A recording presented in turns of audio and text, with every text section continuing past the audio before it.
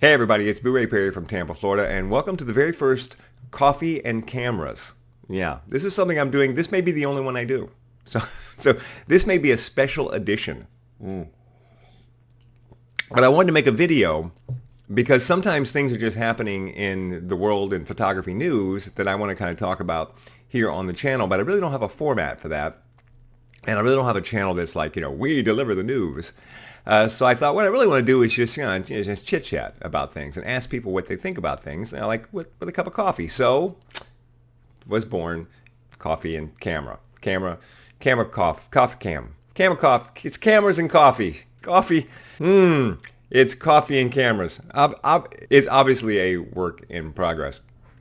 So on this first edition, what I want to talk about is the Fuji X-Pro3 being discontinued. And we just heard that there are several websites that are listing the Fuji X-Pro3 as being discontinued. Now this comes right on the heels of the Fuji X-E4 being discontinued. And these are not unimportant cameras in the Fuji line. Okay, the X-Pro3, very important camera.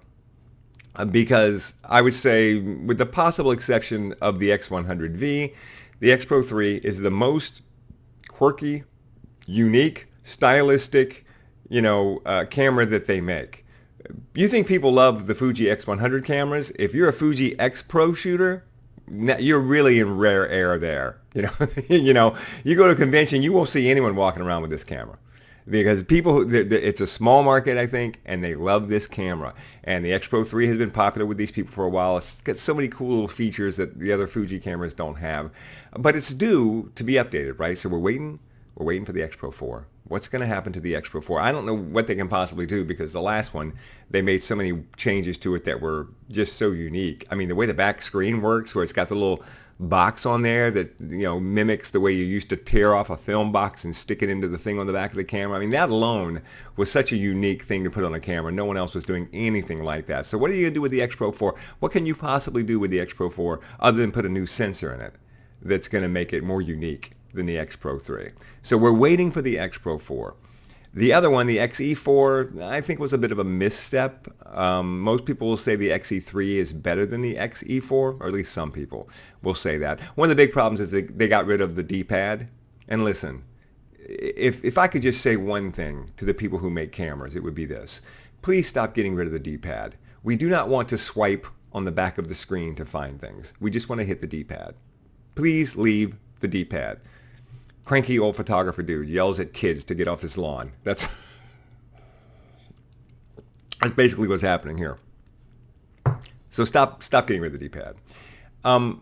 So the X-E4, not too upset that it's going, right? Bring us an X-E5. Really show us that you can do something unique with the X-E5. That'd be great. But here's the thing. From what we're seeing, we're not going to see either one of these cameras in this year.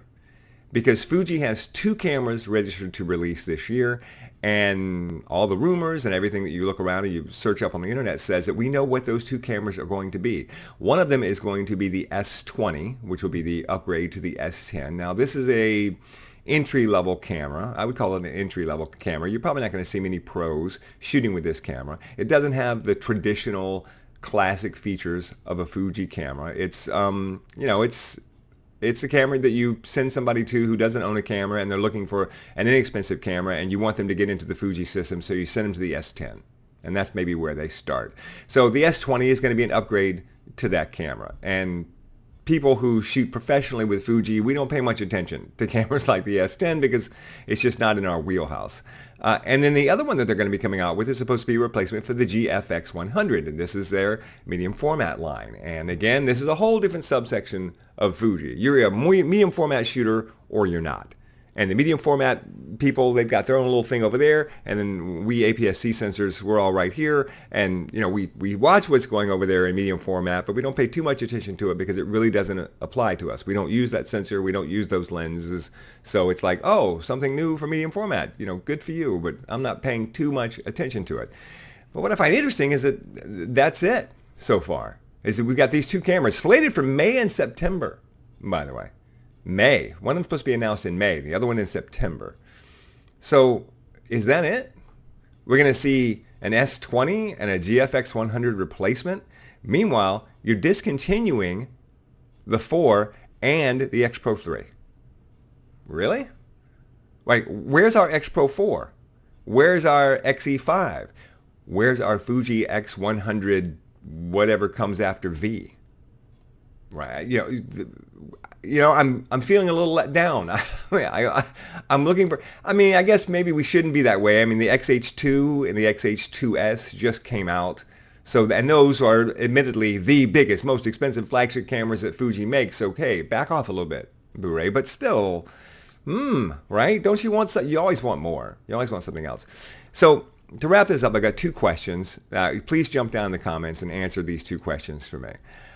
Number one, what camera do you think should be coming next from Fuji, and what features should it have? What do you think should be coming next? Should it be the new X100? Should it be the new X-E5? Should it be the new X-Pro 4? Should it be what's coming, the S20 and a replacement for the medium format line? I want to know what you think they should be coming up with next. And second one, and this one is a little bit more, what can die? Right, so if you're the person who's in charge of the entire Fuji line, right, you make all the Fuji cameras, and you're like, we're gonna update a camera, whatever, we're gonna streamline our operation. Something has to die. What camera are we going to kill? What camera just deserves to go?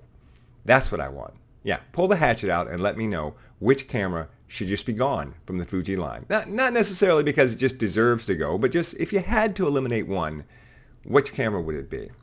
All right, be sure and throw me a like and throw me a subscribe and hit the notification button, and be sure and check down in the description for all my links to my gear page where you can see all the gear that I carry, and also I've got the merchandise below, and you can get yourself a cool mug like this. This is Camera Nerd, and thanks for listening to the very first and watching the very first edition of Coffee and Cameras, or is it Cameras and Coffees?